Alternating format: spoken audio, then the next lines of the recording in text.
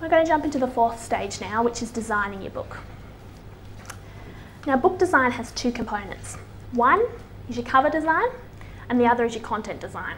Now, I know that's probably fairly obvious for anyone that's ever looked at a book, but it's very, very important that the two are dealt with separately, but still work together as one unit. The cover design needs essential elements, which I'll go into in a second, and content design needs the same. They are very different. They do not overlap, but your book still needs to work as one unit.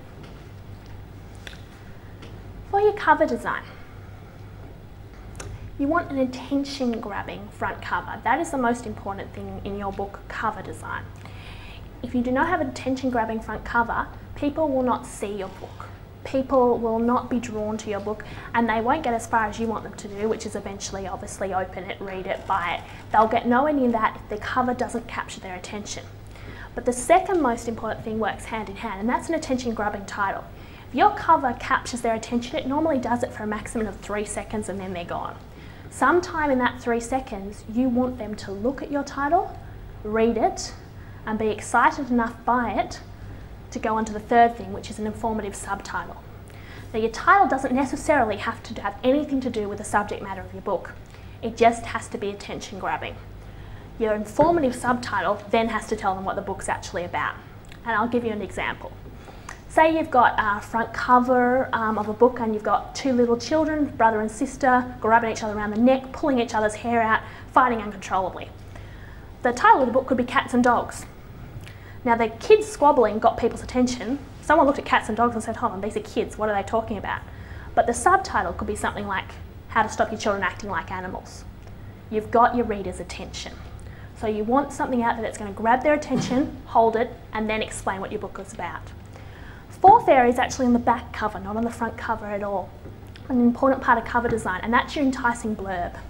Your blurb is very important. Once you've had the first 3 elements, the sole aim of them is to get them to turn your book over.